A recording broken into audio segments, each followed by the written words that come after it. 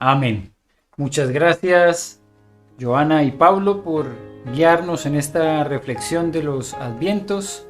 Recién es el segundo. Espero que tengan ustedes sus velitas del Adviento listas, preparadas cada domingo, porque en cualquier momento va a llegar la posibilidad de hacer la lectura de algún texto bíblico y la reflexión de uno de los Advientos. ¿Por qué hacerlo en este momento, más o menos antes de la prédica?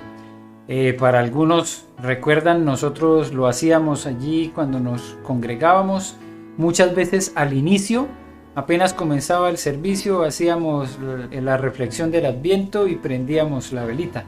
Pero se iba consumiendo y peligrosamente se iba acercando también a la decoración. Así que me quedé con esa idea de hacerlo un poco más adelante para evitar los riesgos de la velita que podía prenderse al llevar mucho tiempo ahí encendida. Pero bueno, lo importante es que podamos tomar este tiempo para la reflexión y qué bueno de esto que para nosotros es un recordatorio. Ya estamos en el segundo domingo antes de el nacimiento de Jesús como lo recordamos tradicionalmente, ¿cierto? El Adviento entonces lo que nos recuerda es que son 4 domingos antes de.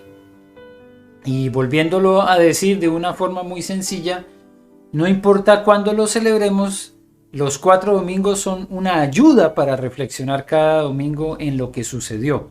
Como la semana pasada que nos estaban ayudando a reflexionar en el anuncio, cuando fue anunciado esto a María.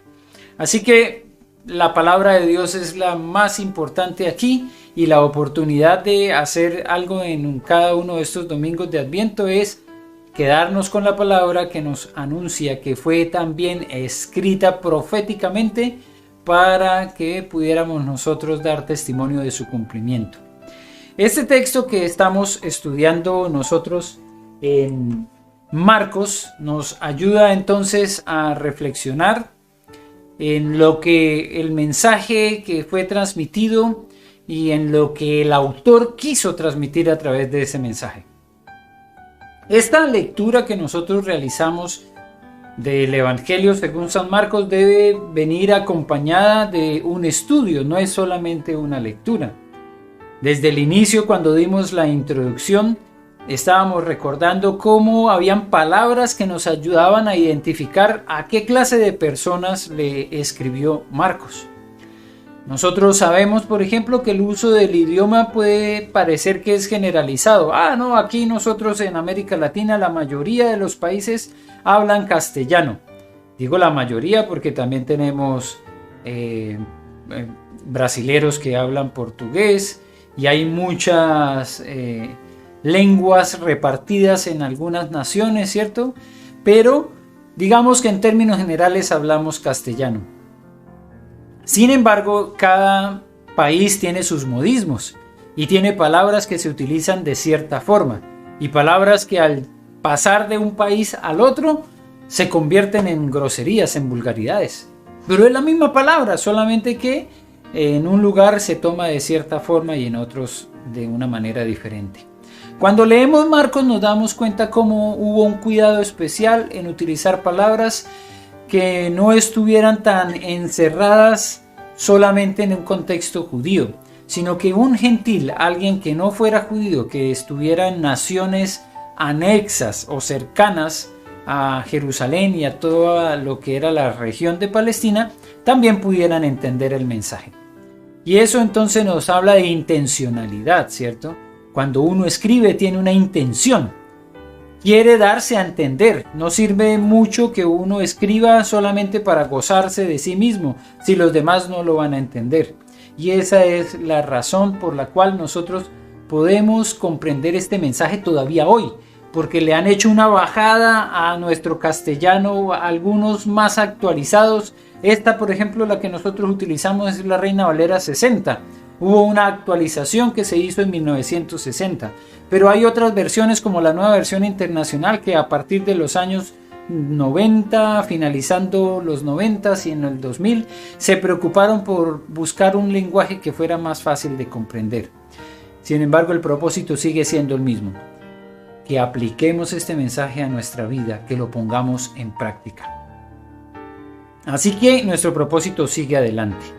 La semana pasada veíamos cómo Jesús se preparó para el día malo, para el día en el cual Él tendría que enfrentar su desafío mayor, el entregar la vida por otros, y hacerlo de una manera no muy tranquila. Es decir, nosotros pensamos, bueno, ¿cómo se puede fallecer y que sea una muerte tranquila? Pues muchos pensamos en qué rico poder uno acostarse a dormir y en la mañana ya no despertar, sin el sufrimiento de algunos martirios, ¿cierto? De este momento, por ejemplo, como tratamientos médicos que son martirizantes, que causan mucho dolor.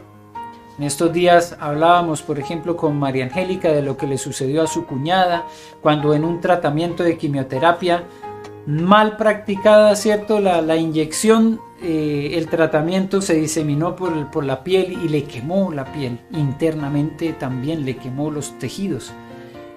Y es el propósito de la quimioterapia hacer algo bueno por una persona, pero miren cómo lamentablemente a veces puede resultar en algo muy doloroso.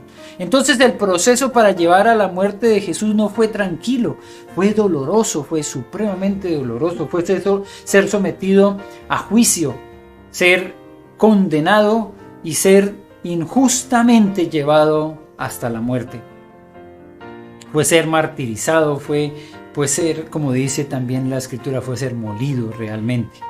Y él se preparó para esto porque sabía lo que venía. Por eso su tiempo de oración fue fuerte. Recuerden que en la oración en Getsemaní Jesús les dijo: ¿y no fueron capaces de orar conmigo 1 hora? Pero esa fue la tercera vez que Él vino a ellos, o sea que sus tiempos de oración, los de Jesús, eran como de 1 hora. Ahora, yo tengo un amigo que dice que tiene tiempos de oración así, pero un día cayó en cuenta que se levantaba a las 4 de la mañana, se arrodillaba a orar, pero cuando se despertaba ya eran las 5, y no es que hubiera orado 1 hora, sino que se había quedado dormido 1 hora. No es fácil tener 1 hora de oración, un tiempo de oración, pero Jesús nos dio muestras de que ante el día malo Él se preparó, Él sabía lo que venía y por eso estaba preparado para ello. Los discípulos no. Los discípulos no se prepararon de la misma forma. Los discípulos, cuando Jesús les invitó a orar, nos dice el texto que sus ojos estaban cargados de sueño y se durmieron. Y por eso vemos en la imagen que uno de ellos especialmente tomó como la espada, como la forma de afrontar esta situación, este momento difícil cuando venían a apresar a Jesús. Él no tenía la misma disposición de Jesús. Jesús dijo: aquí estoy. Pero ellos no tenían la misma disposición, no estaban preparados de la misma forma. Fue que vinieron como Jesús,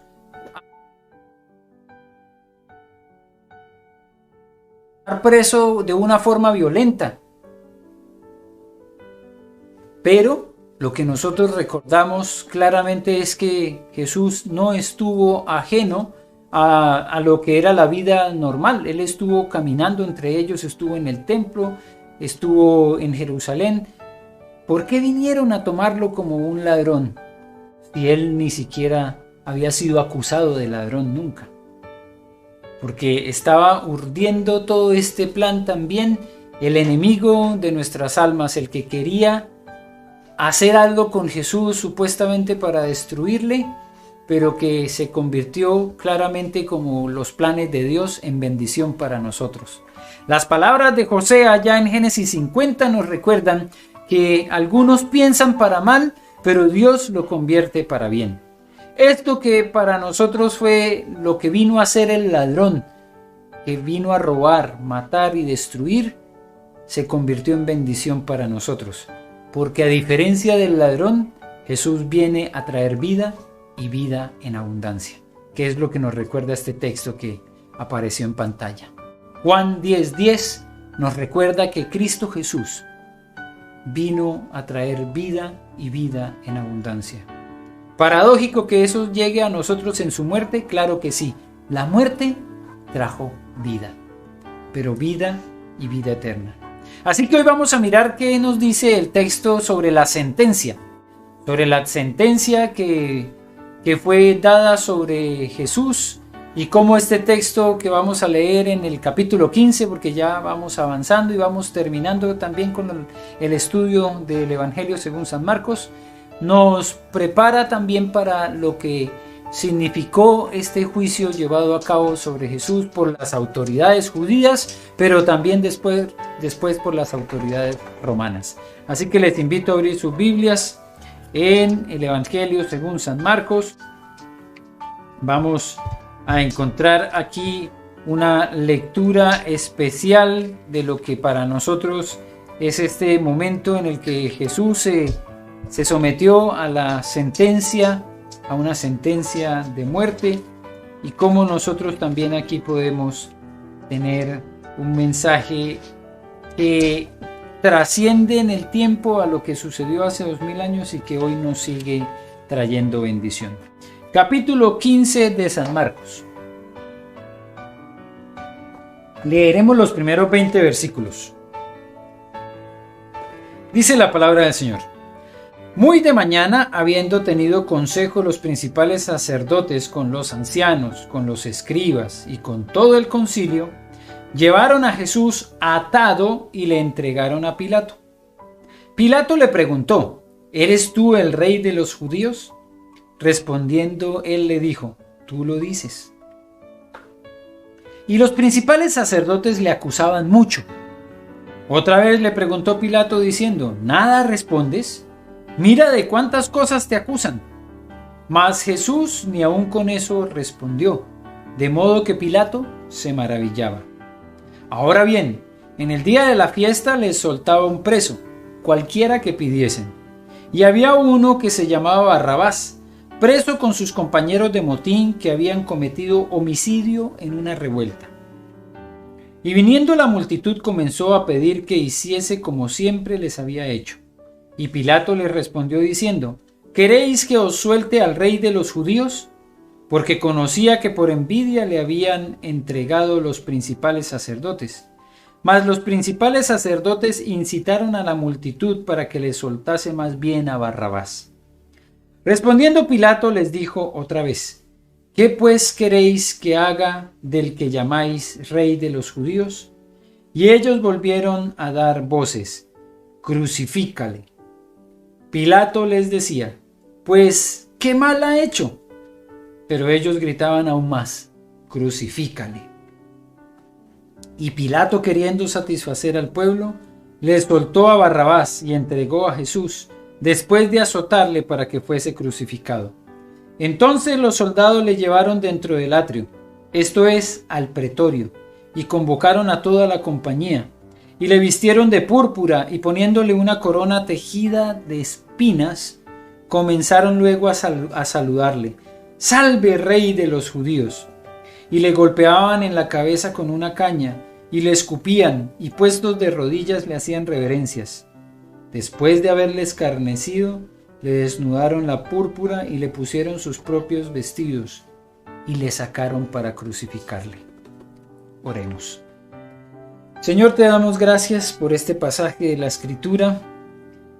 Ya estamos finalizando la lectura de San Marcos y aquí estamos llegando a momentos cumbres en todo el proceso que llevó a Jesús hacia la cruz. Ya fue sentenciado, ya fue el pueblo el instigador de esta sentencia de muerte al llevarlo a la crucifixión. Pero sabemos que todo esto tenía un plan y un propósito.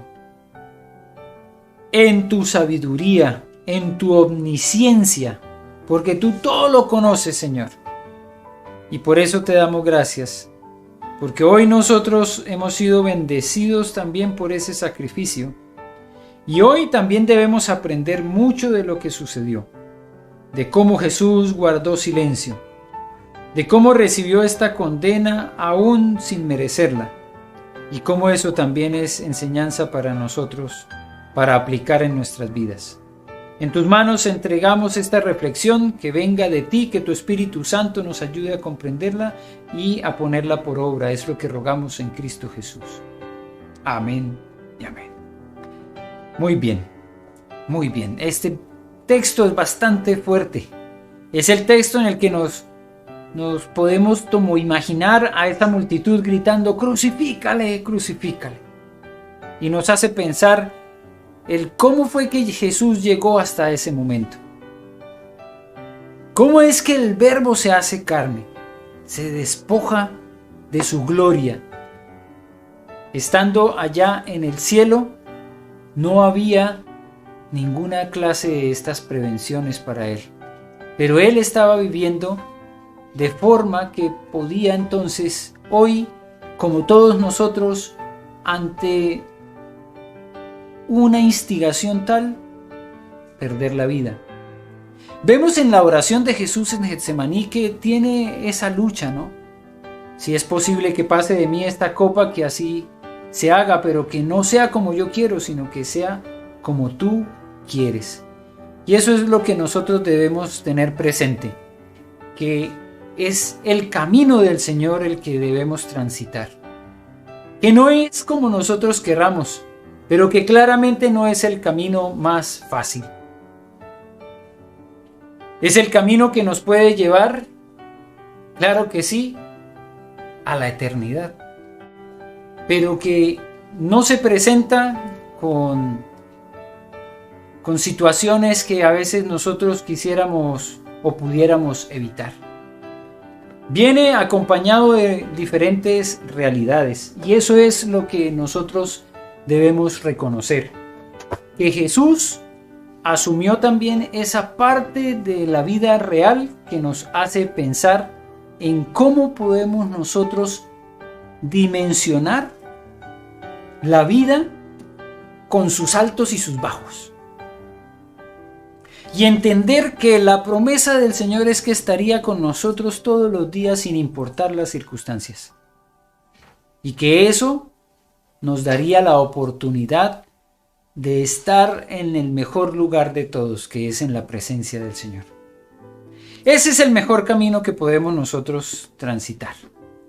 Pero no fue el camino llano, limpio, lleno de flores que transitó Jesús.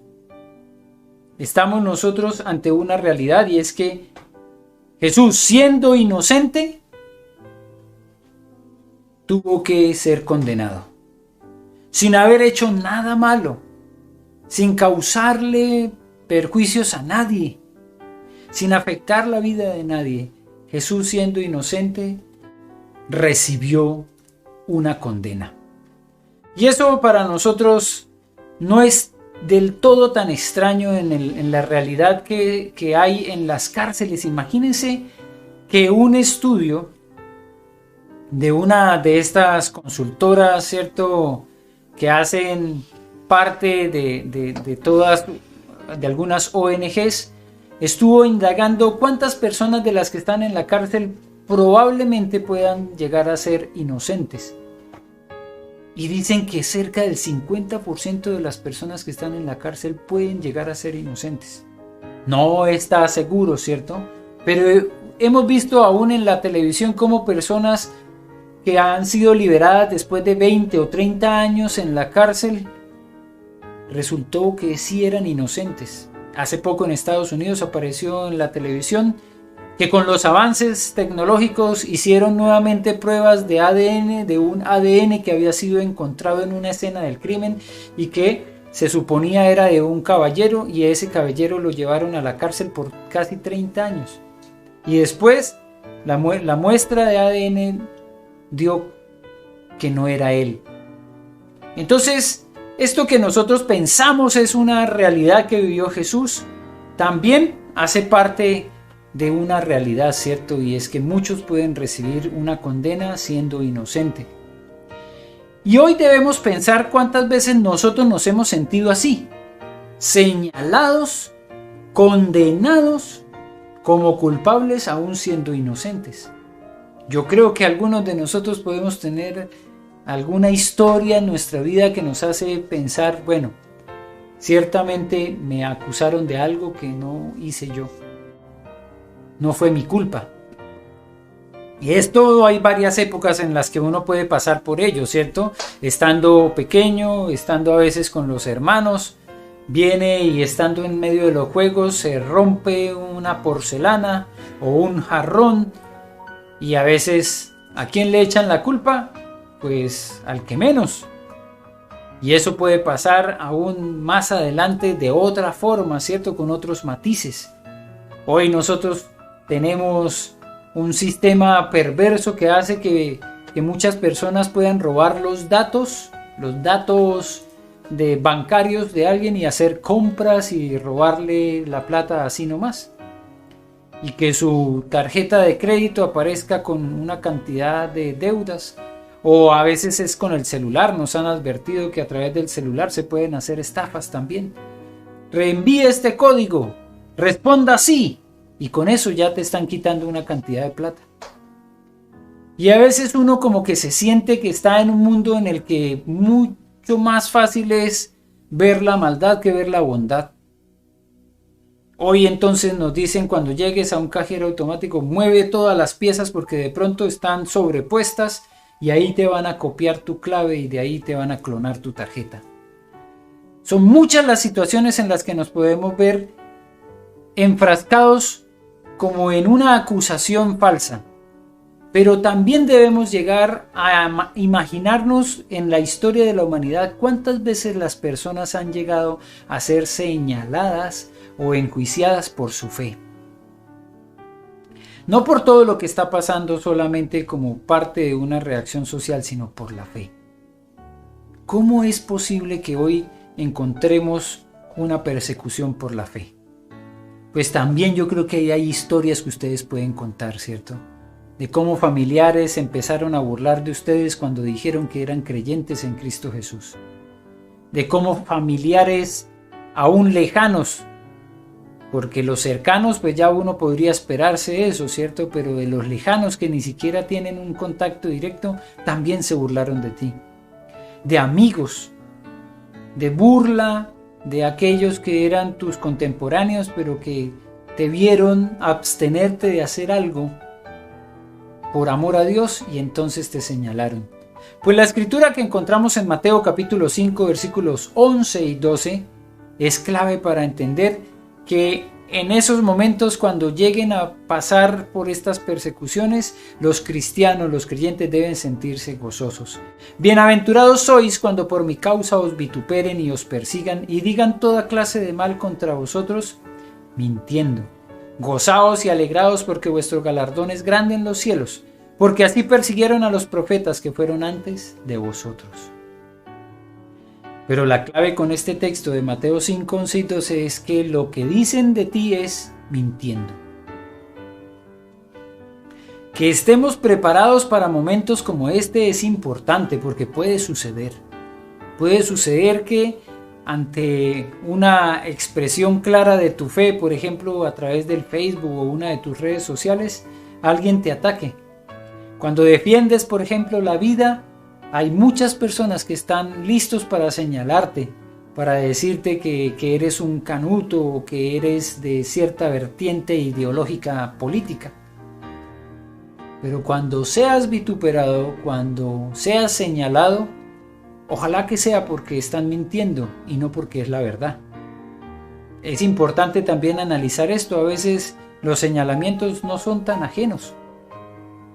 Cuando aparece algo que tiene realidad, debemos pedir al Espíritu Santo que nos ayude a entender qué necesitamos cambiar. Pero Jesús sabía lo que vendría.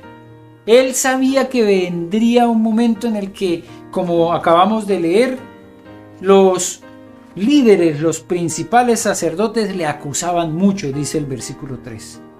Y Pilato se da cuenta de todo lo que está pasando y le dice, ¿y no respondes nada? ¿Nada respondes? Claro, Jesús no tenía nada que decirles a ellos. Y esto nos enseña a nosotros también, porque cuando nos vituperen, cuando nos señalen, cuando nos digan, también nosotros debemos estar preparados para ni siquiera a veces dar respuesta. El Espíritu Santo se encargará. La siguiente. Se encargará de ayudarnos a dar la respuesta apropiada en el momento oportuno. Porque Jesús sabía que vendría para nosotros. Él anticipó lo que le vendría para él, por eso se preparó en oración, pero también anticipó lo que vendría para nosotros. Mateo capítulo 10, versículos 16 al 25 nos dice claramente lo que Jesús sabía que tendríamos que enfrentar nosotros. Mateo capítulo 10, versículos 16 al 25, las persecuciones venideras. He aquí que yo os envío como ovejas en medio de lobos. Sed pues prudentes como serpientes y sencillos como palomas. Y guardaos de los hombres, porque os entregarán a los concilios y en sus sinagogas os azotarán. Y aún ante gobernadores y reyes seréis llevados por causa de mí, para testimonio a ellos y a los gentiles. Y puedes seguir leyendo todo el pasaje, cómo el Señor anticipó y nos preparó para que pudiéramos estar listos ante las circunstancias difíciles que podrían presentarse en la vida. Hoy entonces debemos recordar cómo Jesús también respondió sabiamente ante lo que le decían. Jesús se había podido defender. Jesús les podría haber contraargumentado con lo que ellos le decían. Pero el propósito de Jesús estaba claro. Él como cordero guardaría silencio. Como cordero mudo delante del que lo trasquila, sería llevado al matadero. Pero nosotros no. Nosotros no debemos ser llevados de esa manera al matadero. Nosotros debemos aplicar lo que Jesús nos dijo y estar atentos a lo que está pasando a nuestro alrededor. Y prepararnos para el día malo también, para el hombre malo, para aquellos que vienen a hacernos daño. No podemos ser tan inocentes de responder con todo email que nos llegue o con todo mensaje de texto que nos llegue al celular. Debemos ser astutos también. Y si nos han pedido, por ejemplo, que en el cajero automático revisemos que no hayan piezas sueltas, pues que lo hagamos. Debemos ser astutos también cuando llegamos a hacer un negocio. Y si esta persona, por ejemplo, que nos está planteando hacer algo que no parece tan transparente, nos está llevando también a veces con presión a tomar decisiones apresuradas, no lo hagamos. Y claramente aquí el Señor me permitió experimentar lo que significa ser astutos como serpientes, aprender de la naturaleza. Porque esta semana estábamos vendiendo el auto y un señor muy astutamente empezó a enredarnos con una historia muy triste. Tengo que irme para Valdivia ya porque mi perrita se está muriendo de cáncer, yo no vivo acá, yo tengo que irme rápido, necesito hacer rápido el trámite. Y llegamos a la notaría y como muchas veces ustedes se habrán dado cuenta, ante la nueva contingencia las notarías están llenas. Y entonces había que hacer una fila muy larga y no, pero yo me tengo que ir, hagamos una carta de venta nomás. Carta de venta, bueno, no suena tan raro, ¿cierto? Pero para alguien que no está acostumbrado a vender autos, sino que es el primer auto que vende, eso no sonaba muy normal, ¿cierto? Pues gracias al Señor, aunque estaba cerrada la notaría, pude hablar con uno de los encargados. Y ese joven que me atendió, como es la notaría que hemos utilizado muchas veces, me reconoció y me dijo, no, si yo sé quién es usted.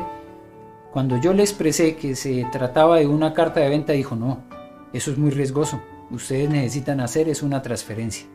Así que le dijimos al caballero, no, lo que vamos a hacer es lo que dijimos que íbamos a hacer desde el principio, una transferencia. Y el hombre se fue furioso y dijo, no, me voy ya entonces. Venía a robarnos. Quería llevarse el auto. Y eso es lo que nosotros debemos aprender también de lo que nos dijo Jesús. Cuidado con los hombres, miren lo que está pasando, guardaos de los hombres porque están buscando muchas veces cómo dañarnos. Pero nosotros no debemos tomar lo malo, ¿cierto? De la imagen de la serpiente que era engañosa, como lo vemos en Génesis capítulo 3. No, si Jesús habló de la serpiente porque la naturaleza nos enseña que la serpiente también es astuta en la forma en que caza. La serpiente no tiene patas para poder correr, entonces tiene que ser muy hábil y muy ágil en cómo se mueve. La paloma también nos enseña a ser sencillos, humildes, y de esta naturaleza debemos aprender. Amados hermanos, Jesús nos anticipó lo que vendría en este mundo, también con su propia experiencia, con su propia vida. Estemos preparados también nosotros, cuando vengan los días difíciles, con los ejemplos que Él mismo nos dio. Astutos como serpientes, sencillos y humildes como palomas. Padre, te damos gracias por esta palabra. Nos anticipa también, nos prepara para un mundo malo y que cada vez es peor porque buscan más formas de engañar, de robar, de dañar al otro, pero tú nos has preparado también con anticipación. Tú nos diste ejemplo. A veces hubo necesidad de callar, pero en otras también tú respondiste. Y gracias, Señor, porque hoy podemos aprender de este texto maravilloso y podemos seguramente estar preparados para momentos que vengan en el futuro. Ayúdanos con tu Espíritu Santo para no caer en esas trampas que se nos están planteando muchas veces en el día a día, pero que tú con esta palabra nos estás también iluminando y nos estás diciendo: astutos, astutos como serpientes, sencillos como palomas, pero preparados para este mundo. Gracias, Señor, por este mensaje y porque será vivenciado por nosotros en el día a día con la ayuda de tu Espíritu Santo. En Cristo Jesús oramos. Amén y amén.